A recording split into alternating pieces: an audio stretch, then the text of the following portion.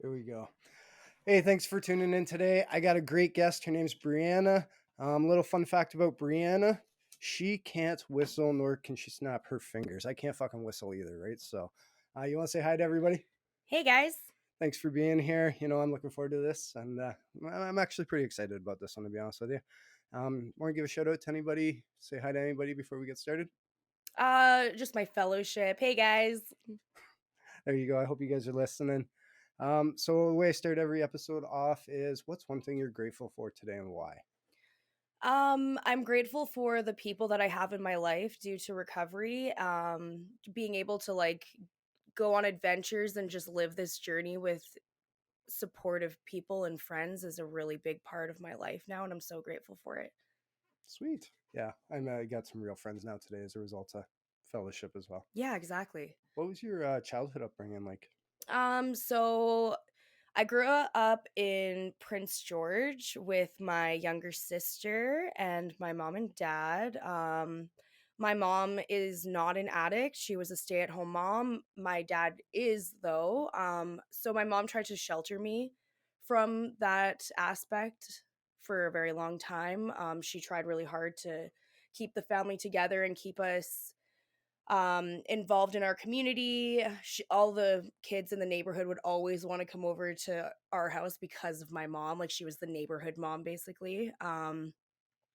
My dad was around some of the time. Usually he was at work though, and then he wanted to go drink with his buddies. So I didn't see him an awful lot.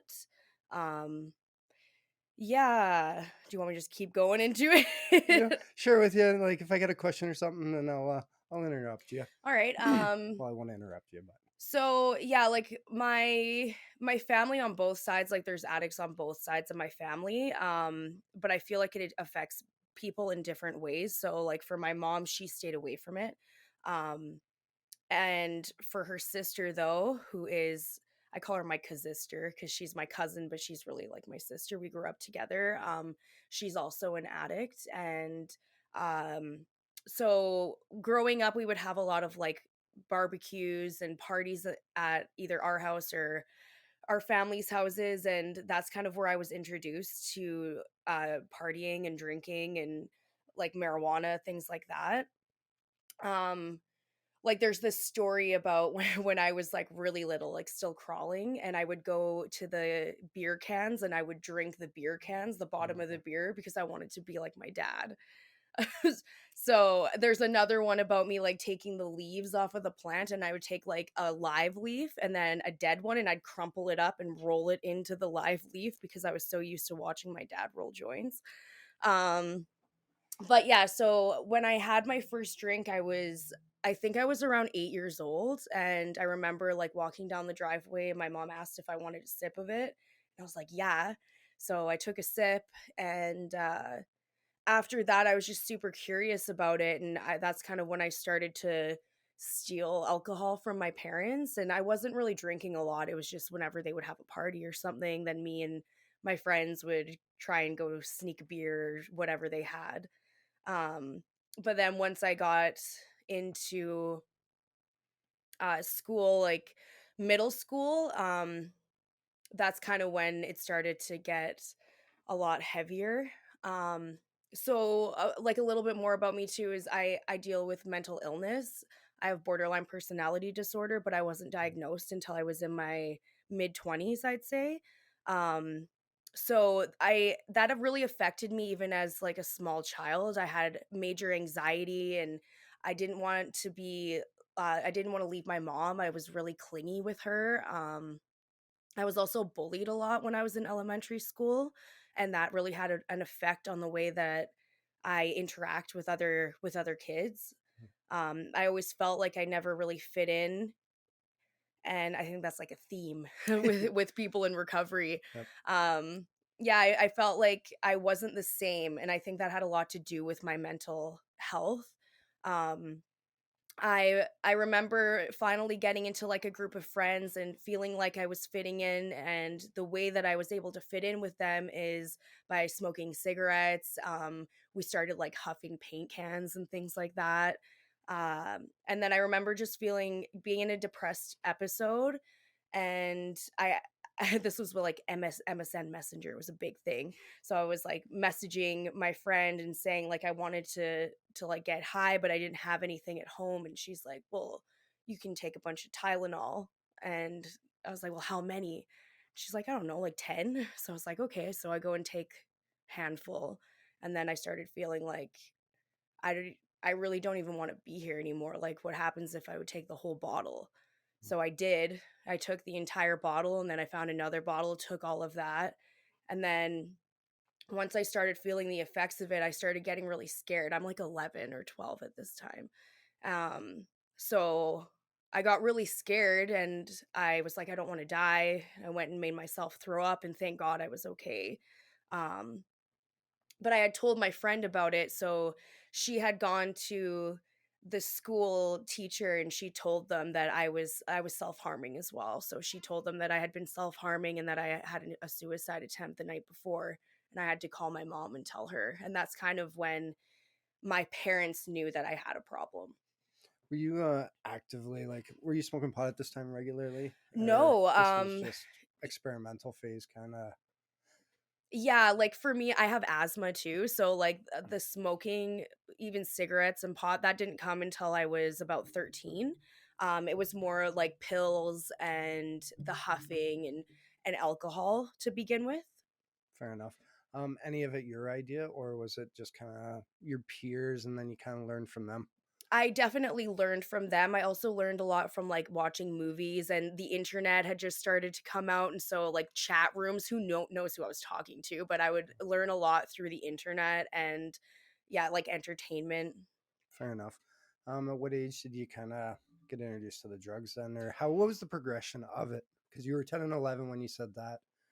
That kind of took place, right? Where you were experimenting. How did things kind of progress? Yeah, so after the suicide attempt, my parents tried to get me into counseling, and I didn't realize it at the time, but my parents weren't doing well in their marriage either. So um, I started to drink a lot more heavily after that, and then I went into high school. So I grew up out of town, like we lived pretty far away. Once I went into high school, so grade 9, yeah, grade 9, I met a new group of people, and I was in the town of Prince George. I was in the city. So that is when I started to smoke weed, and uh that's when ecstasy was a huge thing, and that's I started doing ecstasy on a daily basis at 13, 14 years old. Crazy. Yeah, at 13, 14, you know, I was drinking almost daily. 14, 15, I was full blown alcoholic, had the shakes, you know, and just drinking every day to take the edge off, you know, like Yeah, to exactly. function. How'd you kind of support the habit? I'm curious. So so I actually got an allowance, a very big allowance. I was getting, I think, $50 every 2 weeks. We would have chores that we did around, it was almost like a farm. So I had like animals to take care of, and my mom really wanted us to like work for our keep, I guess. But she was very generous, and we got a lot of, she gave us basically anything that we could ever need or want, and I was very good at manipulation at that time too. So I remember even my sister was really good at stealing, so she would go and steal a bunch of clothes from the store, and we would say that that's what we spent our money on, but we were really spending it on drugs and alcohol. So you're hustling, like Yeah. hustling your parents. You know, I could see that. I could see how that all works out in the mythology or whatever behind it, right? Like that's yeah, well played. Yeah. Yeah. Well played, you know. So I'll have to watch out for that one with my kids, right? Yeah, Yeah. no kidding. So, um, so at that point, you know, things were kind of going. I don't know. I don't know. How can I put this? Did your pardon me, sorry. The edit button's gonna work great on this one. Yes. Um, I totally lost my train of thought on this. Sorry. Yeah, I just lost my train of thought. 14, you know what? You're doing ecstasy all day and hustling your parents. And then, did you find it affected your grades at all, or Oh the yeah. farm like start to slip? I mean, I never really liked school. Like I in elementary school, my mom was doing a lot of my homework for me. Nice. So like because she was helping me so much and like I would just say I didn't know what I was doing or how to do it. So um I feel like I didn't have those habits of like doing homework and learning on my own. So when I went into high school, she was kind of like, "All right, you're on your own now." And I had no idea what I was doing and then I didn't really care. Yeah. So I started skipping a lot. Yeah, like after grade 9 is also when my parents got divorced, and because of my suicide attempt, I blamed myself for it, and I blamed myself for it for a really really long time. Like up until like my late 20s, I always thought it was my fault that their marriage didn't work out. I came to realize that it's because my dad picked drugs and alcohol over his marriage with my mom. But I didn't understand that at the time, and I really carried that for yeah, forever really. And it really had an effect on the way that I was using and what I was using. Um yeah, the the people that I was hanging out with, like, they they were really good at school. They were very intelligent and they were able to use the same way that I was using and keep their grades, but for myself, I just completely lost interest. Um so yeah, like I ended up getting a boyfriend when I was 16 and he didn't go to school at all. He had a his own place like down in the hood of Prince George, and I had a vehicle at the time, so I basically just skipped every single day and I made it all the way to grade 12, but I found out I wasn't going to graduate, and once I realized that, I just completely dropped out and started working full time. I little story about me. Oh, I hated school too, right? I was in and out of kiddie jail. I got most of my credits in kiddie jail, and the only way I graduated, I when I got out, I needed 15 credits. I was taking like a grade 10 basic art in grade 12 just so I could get a diploma, Yeah. like just enough, like 50, I was happy with. Just enough to get by, right? Um, so after you finished school, got into the real working world, what was life looking like? How did things go? So when I was uh when I was 16, we were me, my sister, my cousin sister, and my boyfriend at the time, we were all like partying at this guy's house who I didn't know was a drug dealer. And there something like really, really traumatic happened to me. Like it was like me and a bunch of guys involved. Um And after that happened, I completely lost myself and just respect for myself. And things went downhill really fast for me then. My mom saw it and she decided to move to Edmonton. So I decided to come with her, but my boyfriend stayed in Prince George. So we moved here. I had just not graduated and we all moved to Edmonton and I fucking hated it here.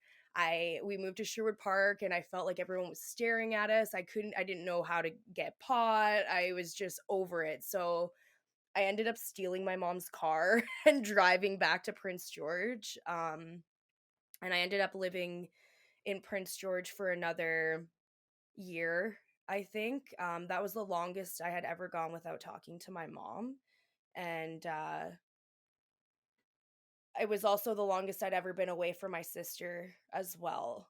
And that had a really big toll on me. I got into heavier drugs. Yeah, it was just like a really dark kind of time for me. There was a lot of abuse going on in the relationship I was in, and it ended up like getting really bad to the point where I had to call my mom, and I moved back to Edmonton again when I was 18. So once I was 18 and I moved back to Edmonton, this time I started working at a bar. And this kind of created my cycle of like meeting new people and trying new things. Like there was a whole different world here. I would get a new job, I would get a new friend group, start dating someone new. I would be doing really good for a while, and then my drug use or my alcoholism would just completely destroy everything that I had going for me, and I'd lose everything, have to move back in with my mom and then do it all over again. And that was like my cycle for a very long time, like all through my 20s. And every time I would go back out and find a new friend group, it would be like a harder drug and a harder drug. Go Oh, ahead. you keep answering some of the questions. I'm like, oh, I got a question to ask, and then I'm like, oh, she just talks about it and answers it. What was the first time you ever tried hard drugs? So it would have been the ecstasy, I think. I'm pretty sure it was ecstasy. It might have been cocaine. I'm not really sure. Like there was so much going around and just the life that I was living when I was in high school. I know that I was a full blown hard drug user by the time I was 14, 100%. I remember keeping like a log of a binge that I went on, and I think it was like 2 full weeks of me, and I'm pretty sure I was 15, and it was 2 full weeks. And I even had my friends at school like saying that they were worried about me, and I was like, oh no, it's fine, like this is fun. um yeah, like so as soon as I started using hard drugs, I knew I was an addict. There was just no stopping me. Makes sense. How old are you now, if you don't mind me I'm asking? 32. Okay, so and then your 20s. When was the first time you realized you might have had a problem? um there's like a moment that really still is stuck in my mind of when I knew I wasn't using like all of my friends, and that was when I had like a party at my house, and we had like a bunch of drugs, and it was getting close to like, well, early morning hours, and we were kind of running low on them, and I wanted to keep the rest for myself, so I was trying to like give all my friends sleeping pills so they would go to sleep and I could have the rest of the drugs. And everyone was kind of like calling me out on it, and that's kind of when had that first moment of like, okay, I am not using like everyone else here. Fair enough. You know, it's funny the shit we come up with too, right? Like, So crazy yeah, and so like young too. yeah, like, yeah, yeah. We kind of, I get it. I Yeah. totally get it. Do you ever try quitting on your own? Oh yeah. I mean, I used to when I first came into recovery be like, "Oh no, relapse isn't a part of my story," but of course it is, cuz like I always tried to quit on my own. I remember trying to quit in high school, and I remember sitting on the bus, and I hadn't used for like 2 days I think, and I felt messed up, and I was like, "Wow, I'm sober right now, and I feel more messed up when I'm sober than I do when I'm using." And that was a big epiphany moment for me as well. That was around the time that I started having like sleeping issues. I was starting to hallucinate because I was so sleep deprived. Um, I'm not sure like if the borderline started like got worse because of my drug use, or if I was just born that way. I'm not really sure. But yeah, like I have always tried to quit, and like even in my cycles, like I'd burn my life to the ground, go out to my mom's, and that's where I would detox a lot of the time, and I'd do try and do it on my own, and I would be okay for a month or two, and then I'd get bored. And it was always like I would never quit smoking pot. That was my big like the staple of my life basically. I would always be smoking weed because I thought that was okay, like I needed it. Mhm. And then the weed would lead to alcohol, alcohol would lead to hard drugs, and that was just my cycle. What was your drug of choice by the end, or what took you down? Meth. Meth was the one that took me out. In high school, I had a lot of my older friends, and that guy that I was dating, they had been addicted to it was speed, Mhm. and they told me to stay away from it. They were like, "You do not know, you are not doing this. Like never do this." And that really stuck with me. So I had really tried everything. And then I think I was 28 when I first tried meth, and instantly took me out. I mean, I had been addicted to opiates before. That was my first real like downfall, I think, was when I got addicted to opiates. And I detoxed myself in my mom's basement. And I remember sitting on the stairs, and I was completely pale. I'd been down there for like a day and a half, maybe 2 days, just so sick. And I was sitting on the stairs and she comes over and she's like, "What is wrong with you? Like, what is going on? You need to tell me right now." And I told her what was going on. Like, she's always been that really big support for me. Like, I feel like I really manipulated her into, because she isn't an addict, so I would know what to say to get her to help me or give me money or give me a place to stay, and she was always like that backfall for me. So I knew I'd always have her, no matter what. Um and so when I was detoxing off the opiates, um she was like, "All right, that's it. You're not hanging out with any of these people anymore." She took me to BC for 2 weeks and I drank the whole time and I was just miserable, but I got off of them. I was like, "I'm never doing this again." And of course, I ended up going to treatment for the first time then. So I think that was in 2016. And I decided to go to a women's treatment center in Calgary. But I had every intention of smoking weed when I got out. I had actually just been in the psych ward right before then. I Another thing for me is like the suicide attempts, those never went away. Like they started at 11 and I they basically happened every single year. I would have a suicide attempt, but for some reason either someone would walk in or something would happen where I wasn't able to go through with it. Um so yeah, I was in the psych ward before I went into treatment. Um and then that's kind of where I was able to do another good detox off of everything. I wasn't allowed to smoke weed in there or drink. So, um, then I went into detox because they needed to make sure that I had everything out of my system for sure. Before I went into this treatment center, I went into the treatment center and I don't know. I don't think I was ready. I really didn't put in as much effort as I could have, I guess. I didn't get along with the girls there. I ended up leaving because I said there was some girls bullying me, but I'm pretty sure looking back at it now, I had a part in that for sure. But like that's my story too, is I like to blame everyone else. I blamed my mom a lot. I blamed the friends I was hanging out with, my jobs. Like it was always everybody else's fault. It was never my fault for the things that I was doing and the way that my life was. Um so yeah, I left treatment early. I came back. I started smoking pot right away. Within a month, I relapsed. Um and after that, I started hanging out with at bars a lot. I remember just going to the bars by myself and doing open mics a lot. And the things I liked about open mic is I would go and perform, and every song I performed, I got a free drink. So that's Nice. how the relapse started. Is I was like, oh well, one drink is fine, and then that turned into two, and that turned into shots, and that turned into calling my dealer. Well, yeah, I can totally relate.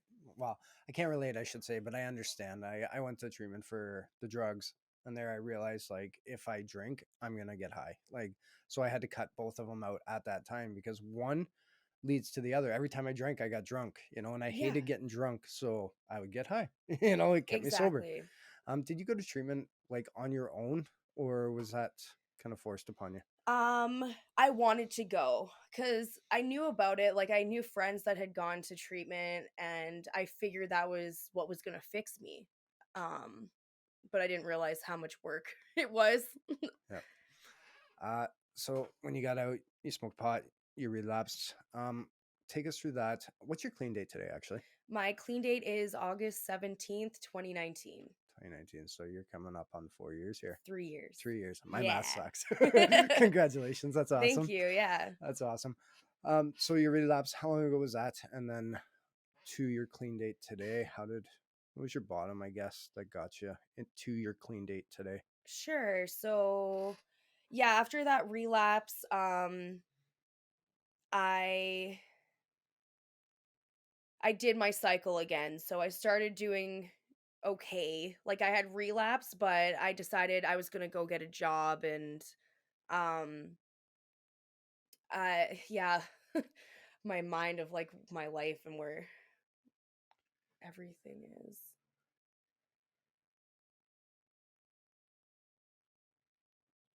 Okay. Yeah, so after I got out of that treatment center, I ended up moving back in with a family that I had lived with before. I had this friend, I guess, who I had known for a while. They didn't live in the same city and they were in Edmonton. It was a guy, and I invited him over to hang out, and we ended up using together. And the people I was living with were really against me hanging out with this person, and I invited him over while they were out of town, and I ended up getting kicked out of my place, and I had nowhere to go. So my sister got me a hotel room, and um we used the whole time in there, and that's when I first started using meth. The first time I had ever used it. And I was in instant psychosis. I thought the cops were after me, and he used that to like his advantage, I guess. And I was in there for 2 days, and it all ended with me having to press charges for attempted murder. Um, and that completely broke me. This was someone that I really trusted, and I didn't ever think that they would do something like that to me, and it really opened my eyes of like, wow, like drugs can really change who somebody is. After that, I uh I was really isolated, and I didn't want to be around anybody. I got another job again, and it took about a year before I even wanted to go in public anymore. Um, Once I did, though, I found another group of friends, and they were in the music scene. Um, and I thought I was ready to get my own apartment again. So, right before I got this apartment, I was at this party, and I hadn't touched meth again. That was like the only time I had touched it. And or wait, I'm getting all messed up. Okay, so I was dating a guy, and he got me, like, we were doing a lot of coke together, and I started dealing with him, and we ended up not being able to afford the like blow anymore. So he was like, "Well, here, try this." And it was meth. Um and as soon as that happened, instantly hooked. How old were you at this That time? was when I think I was 28. Okay. So I ended up breaking up with this guy, but I still had that bag that he gave me, and I didn't know how to like use it. So I went to this house party, and there was people using it there, but they were doing it secretly. So I ended up calling this person back and was like, "Hey, can I come over? I have a bag." And they're like, "Yeah, sure, come over." And I don't think I left that house for like a month. Oh, um they were like really heavy into using. They had been using meth for like years and years, and I was like right there with them, and I had money, so it was a perfect match. exactly. So once that happened, that was when my meth addiction began. So I ended up moving into this apartment, and I was just back and forth between the two houses. So it was like my apartment or their house. And yeah, I couldn't stop using. I lost my job. My mom was paying my rent for me. Um, and then I ended up getting involved with people who were using needles, and um I only used them a few times, but every time I did, I ended up overdosing, and I knew I was fucked. Like, I loved it. I didn't, I was like that same cycle again. I didn't want to be alive anymore, but I didn't know how to stop. The people that I was using with before, they were really against needles, so they came over and they threw out all my paraphernalia, but I couldn't stop using. So I was always like, well, if I'm not smoking it or if I'm not using needles, then it's okay. Um, I could only get, I think the longest I ever got was a week of not using, and I couldn't stand to be in my body, and I would just go use again. I totally relate with a lot of that. Like I seen, a lot of people that would use needles, and I always, well, let me start with this one. The only time I didn't do drugs is if I didn't have drugs. Like Yes. meth was my drug of choice, and I used to sell the last of my drugs just so I could go to bed, and I seen too many people start like using the rigs, like, and I knew that would be me. And I never wanted to know what it was like, because I was like, I'll fucking love it and it's game over, and relating to, I could go about a week too. That's about it. Yeah. A week after that, and then itchy, crawly. I just didn't know how to function. Right? I didn't like it. Meth was such a huge part of my life that, in my original story, I share. First time I did it, I felt normal. It made me feel fucking normal, and that's the scariest part about it is a drug made me feel normal and not the other way around, right? It's supposed to take me out of myself, but it got me into myself, I guess, so to Yeah. speak, right? Or it felt comfortable in my own skin. Um, how'd you get into treatment, like from your meth addiction? So your meth addiction, using the needles and overdosing a few times. Hmm. How'd you get into treatment this time? Like I wanna pick up at your recovery. I want to get into the recovery aspect of it Okay. here. So, I at that time I told everyone in my family that I was using, and that I needed help, but they all said they couldn't help me. Like I was on my own this time. So I went about another 6 months. I got into a new relationship, um and that is like where I went complete hell. I started having seizures on a daily basis. Complete psychosis, lot of suicide attempts. So the week before I went into treatment, um, there was a lot of abuse between I was being we were both in psychosis, and it was just a really toxic place to be in, and like cops were there all the time. So I remember um I was in the middle of a suicide attempt. I was getting kicked out of the place we were staying in. The person I was dating like wanted nothing to do with me, and I was like, this is it. And I remember praying to God to either let me die this time or for help.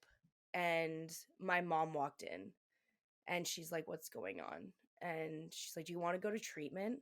And I was like, yeah, I do. And then I went and hid in the bushes. That's But funny.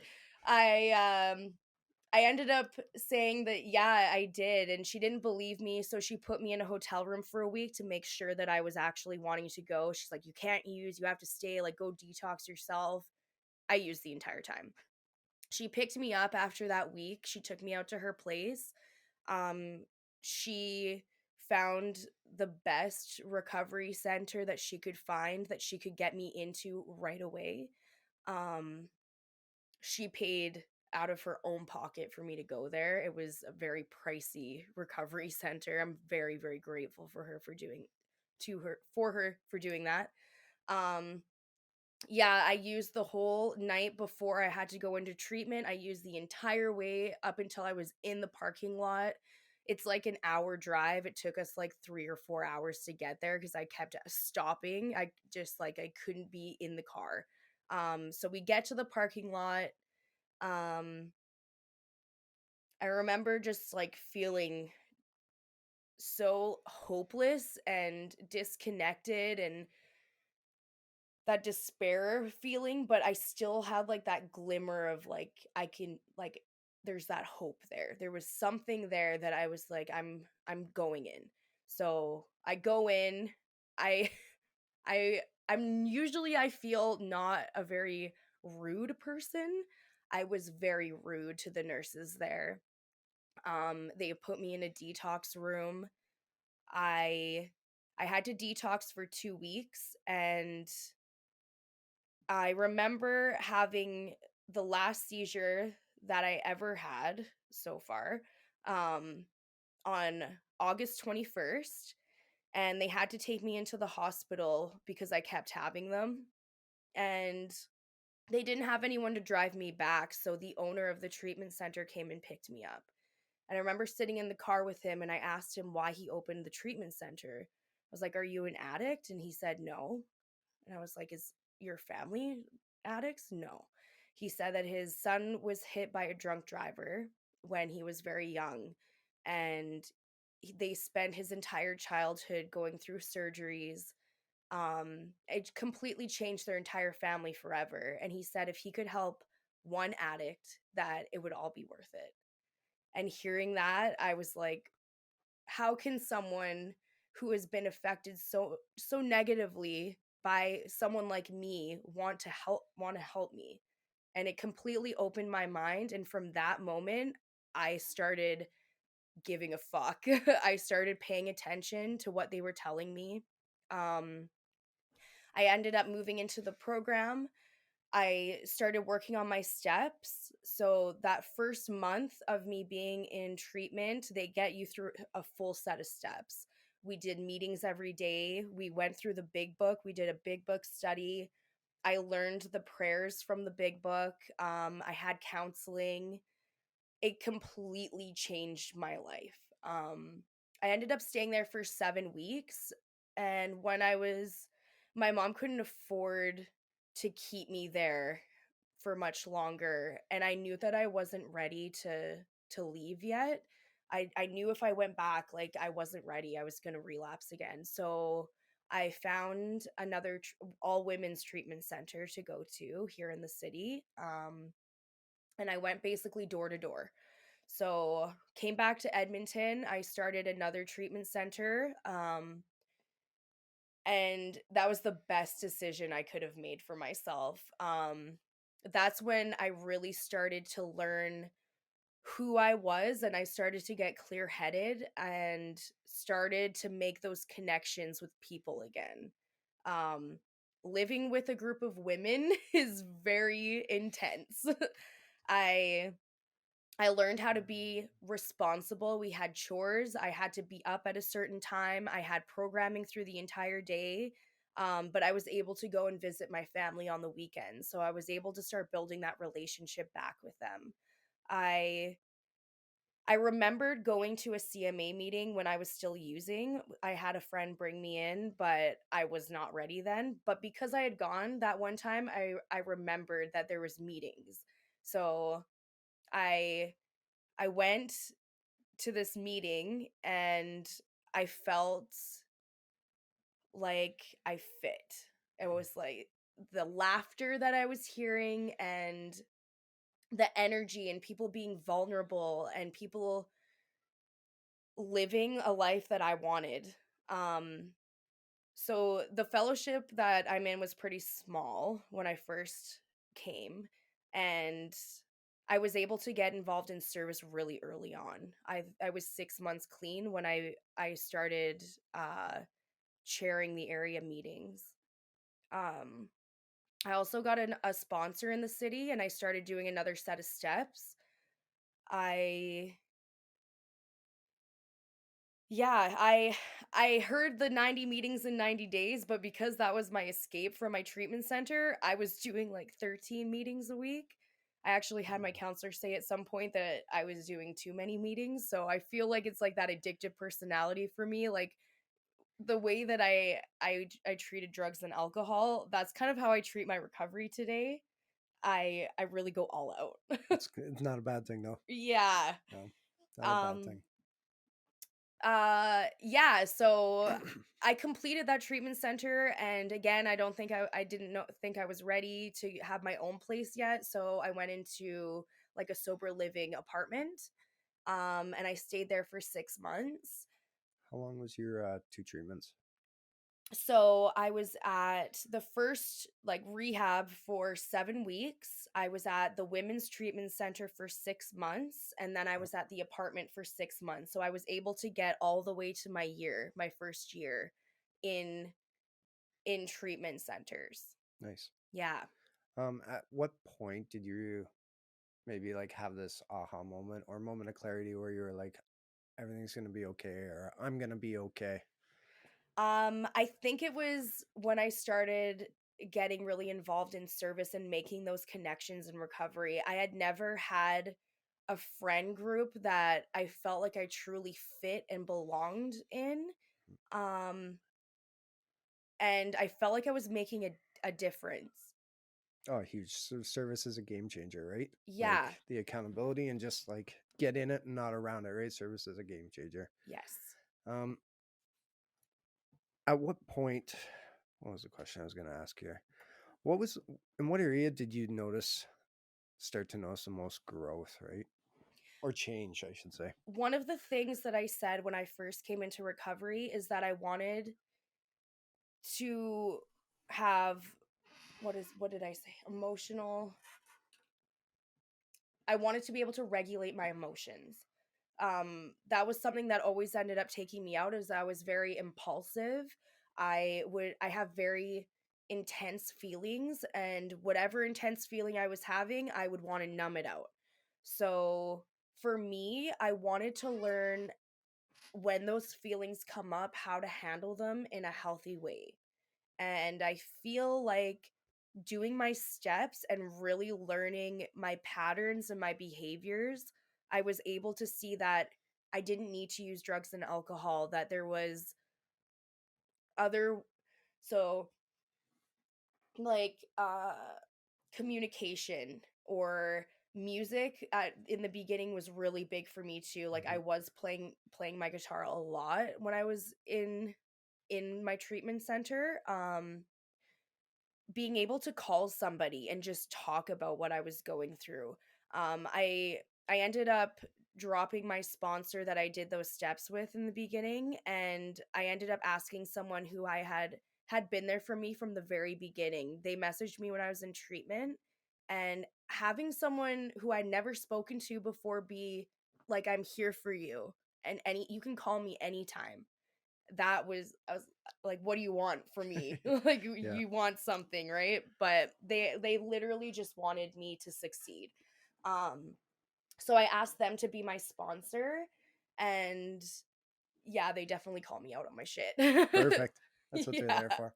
I want to just kind of back it up a little bit here. When it came to emotional regularity and having the mental illness that you do, because I know BPD, it intensifies your feelings, or at least that's my understanding, right? You feel Yes. things a lot more intensely than the normal person, right? Do you ever have to, did you get all your emotional sobriety in the program, or did you have to seek outside help? So part of being in the women's treatment centers, I did have some one-on-one therapy. And that really helped. But to be honest, most of it came from doing the steps. Like I had done therapy before, like DBT, and CBT. I'd done some work in that area, so I knew kind of what it was about, but it was really the step work and looking at what my part is, and I can only control my reaction. I can't control other people's reactions, and I have no right to like be telling people how to talk or what to do. And that was like a big thing for me, was like the control aspect of it. And like, well, they're not doing what I want them to do, so I'm going to be pissed off, and or I'm going to go do this because you did that. Once I realized that I'm in control of my happiness, then things really opened up for me, and I was able to pray when I got really upset, or like I said, pick up the phone. And call somebody, go to a meeting. There's all these, like a big list of things that I can go through when I'm feeling that way. And for the most part, I don't really get to that point anymore. Like my life is so full today. There's always I do a gratitude list every morning, and like there's always somebody calling me or texting me asking me for something to do with service work or recovery. Sponsorship too, like I sponsor people, and that really holds me accountable too. I don't think I realized in the beginning when I was a sponsee how much I am helping my sponsor by calling and doing step work. My sponsees really opened my eyes and let me see a new way of working the program, and they really remind me of what it was like in Mhm. active use because they're so close to it. Yep, I totally get it. And you know, I like a thousand different people in a thousand different ways, and we all got our own stories, right? And that's one thing I really like about this. Um, when it came to feelings, how'd you have to learn what the different, or how difficult was it to learn the different feelings and how to respond to them? Um, And I'll get you to pull that a little bit closer too.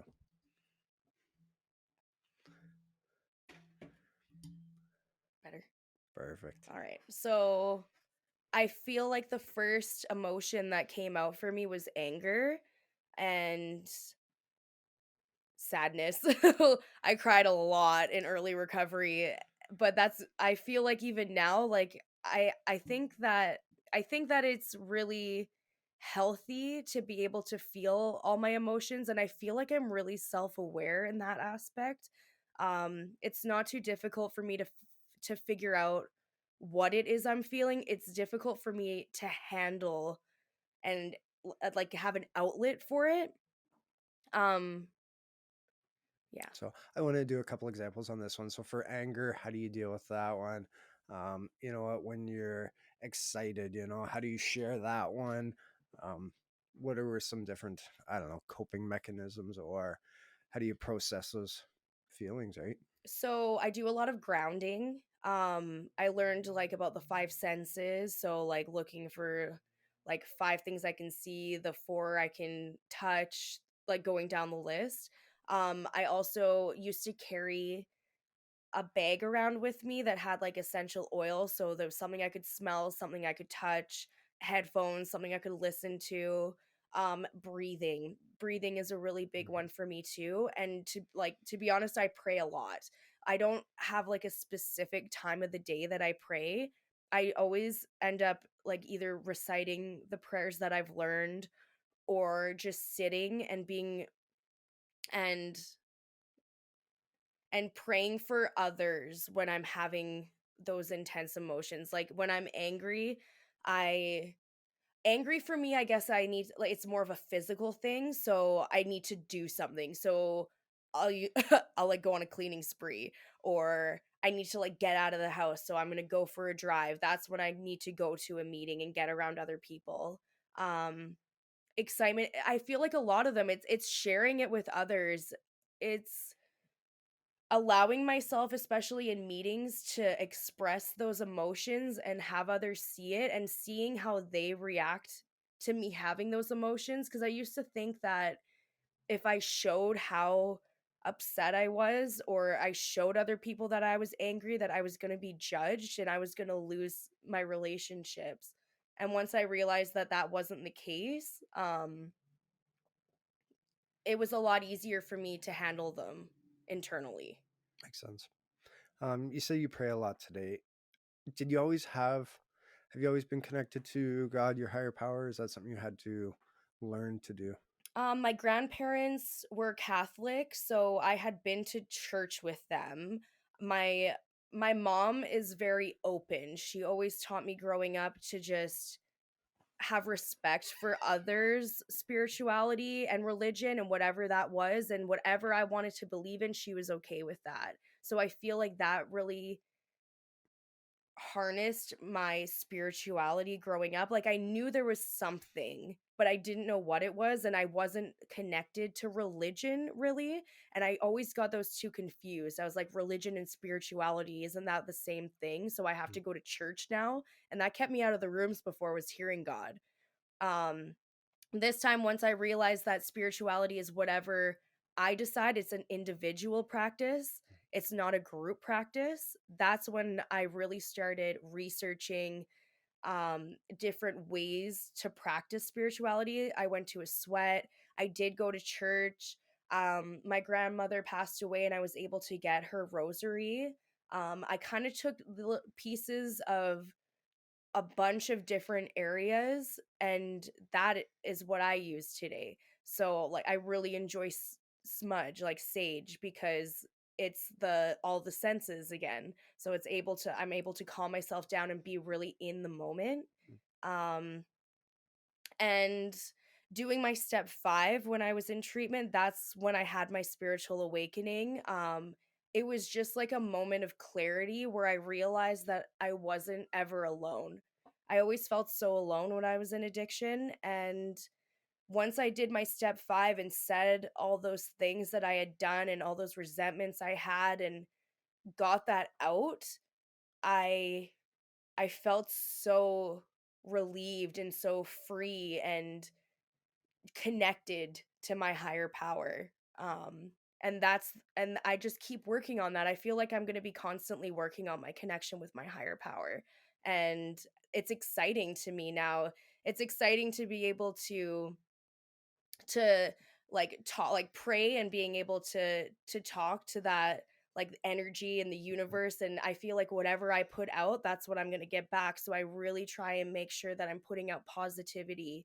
um yeah, positivity and like helping others, and whatever I would want to come to me is the way that I treat other people, and the environment, just everything in life. I totally agree 100% with you on that one and feel the same way, right? What I put out there is coming back, right? And it's, that's how I'm very mindful of the energy I try to project, right? Or my thoughts, and that thought of gratitude or thought of like trying to see the better side of things, the glass half full, not half empty. I have to use the washroom really quick. I can't hold Go. it anymore. Go. Hold that thought.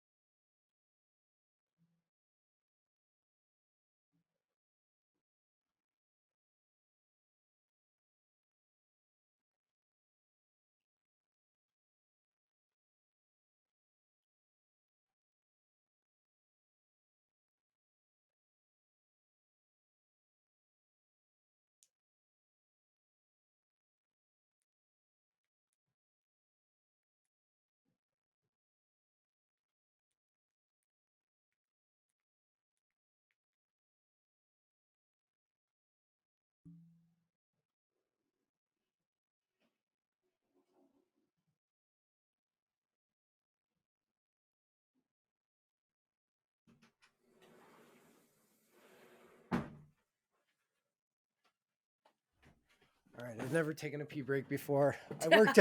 I had First step for everything. yeah, it's between working out and then having the pre-workout, the friggin' workout juice, and Yeah. then the coffee. So one question, this is a question I like to ask everyone now, and it's important. Do you have any mentors or role models, and in what areas of your life? My sponsor is definitely a huge mentor for me. Um I asked him to be my sponsor because he lives the life that I want. He had multiple jobs, he had a band, he was really involved in recovery, and had long-term sobriety. Um and I knew that that I was an overachiever like that, and so I definitely look up to him, and I'm really glad that I have him as a support. My mom has always been like a mentor for me, just the way that she treats others. Like, I mean, she put up with me in addiction for my entire life, and she never gave up on me. um yeah, that's she's a huge role model for me. Awesome. Being so, are you working today? Yes. Okay, so I had somebody ask me this question, and I haven't had a chance to ask it yet. Having How long between going to treatment till you started working?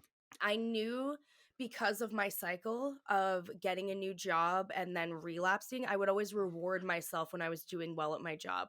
Um, so this time I knew I really needed to wait. I needed that year. I Okay. needed a year of solid recovery and and going to meetings and being involved in this community and making those connections before I knew I would be able to put myself back into the community.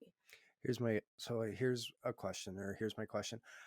What do you do with that time gap, like when it comes to applying for your next job? How did you overcome that? Um so I kind of didn't have a choice. I needed to like have some income. Yep. So I was kind of I started I wasn't sure what I wanted to do.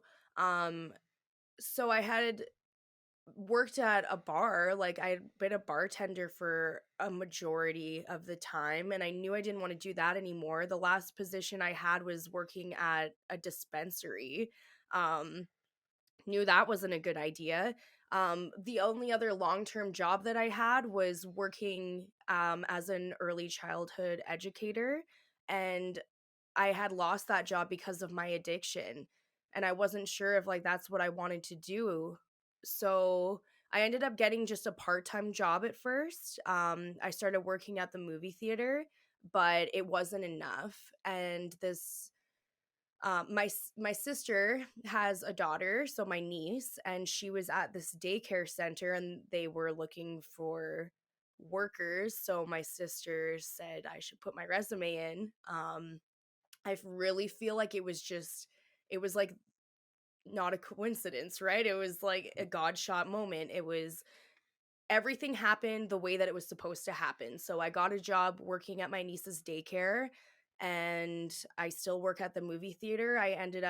Me and my niece ended up moving into a new center. So yeah, I've been working both jobs for the last year now. Nice. Yeah. Nice. Coming up on 3 years here. Um, what are some goals you're working on today? Um so goals, I mean, this year I have some travel plans.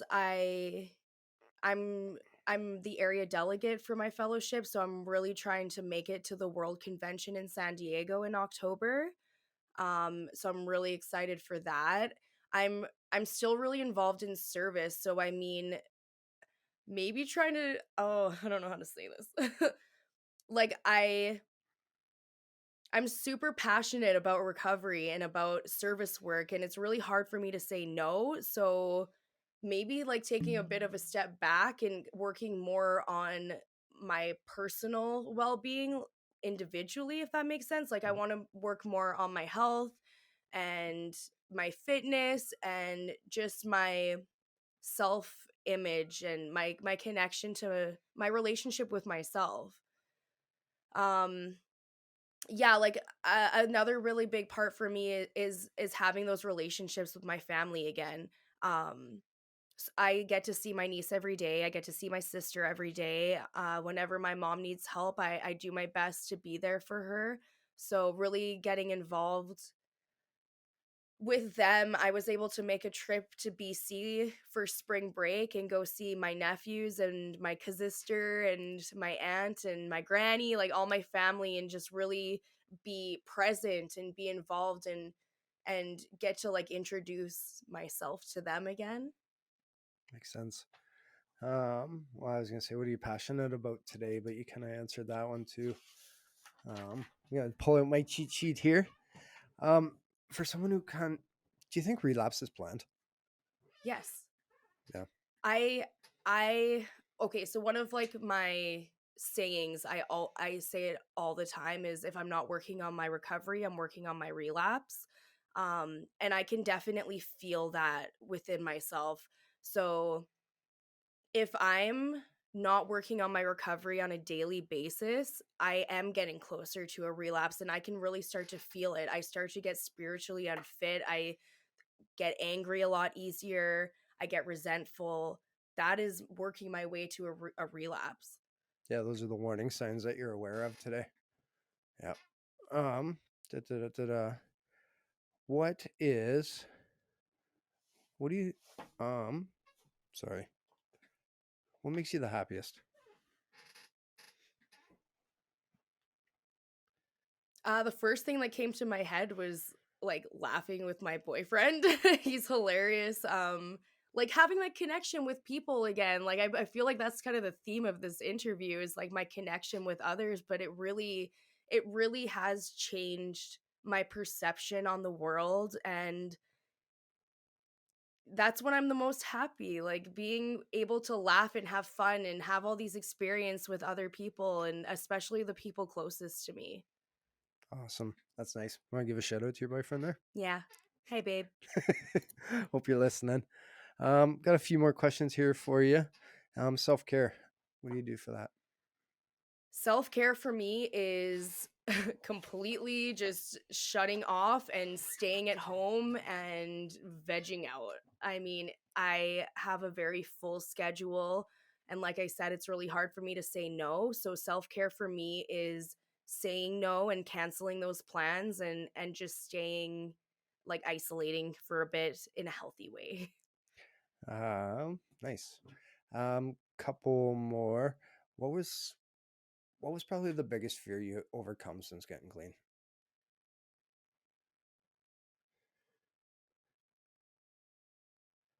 I think the biggest fear for me was going to family events and being around others who are still drinking or using.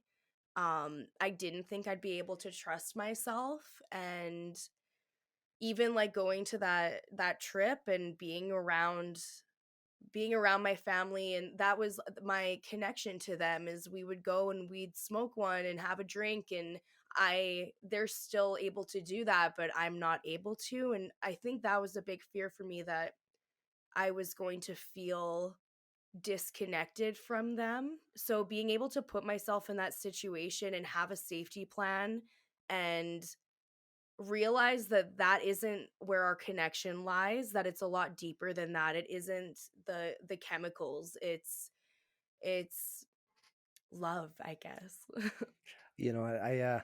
I relate with that one, and that was like when it came to quit smoking, like cigarettes. That was probably one of the hardest things, is because that connection you have with somebody, or it's that commonality or whatever where you connect Yes. with that person, right? And it's creating those new associations. Now, if I want to go out and get some fresh air, I can go out and get fresh air. I don't have to go out and have a cigarette to be able to connect with Yeah, somebody, right? So exactly. yeah. I got one last question here for you.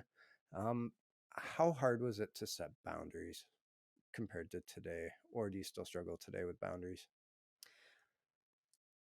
Some boundaries I struggle with, yeah. I feel like I've had a lot of practice being in the rooms and being around others who are also working on boundaries and working on themselves. I think it's really important to be able to say how I'm feeling, and if I'm uncomfortable to be able to bring that up to someone in a healthy way.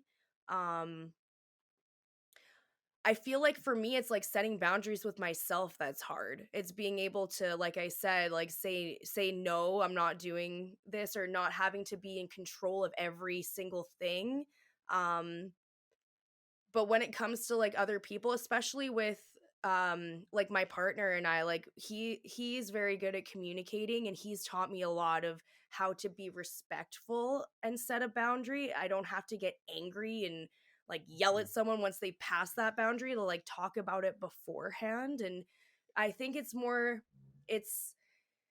it's like having those discussions with people beforehand of like knowing what my triggers are and knowing the way that I am and the things that I need, and saying that before they actually happen, if that makes sense. Oh, totally. It takes time too to get to that point. Like, it takes time to be able to learn yourself to know what those are, right? You Yeah. don't just one day wake up and be like, that's it. Like it's Yeah. a lot of trial and error, right? I think that pretty much brings us to the end of the sharing portion. It was great. It was really great. And is there something you'd like to finish us off? Say, is there something you'd like to share with the listeners that we haven't had a chance to touch on or take us home? um I really feel like another saying that's really stuck with me for my whole, like a really long time, is like that it's never too late. I used to think that it was too late for me and that I was just going to be stuck in active addiction for my life and I was going to die that way. Um but it's not too late to get help and and to reach out, and there's so many people that are willing to be there for you. Yeah, like get to a meeting or get get in touch with people who are living the life that you want to live. We are all here to help each other, and it's a really amazing community that we're able to be a part of, and I'm so grateful for it. Awesome. Yeah, that's kind of my new staying right now.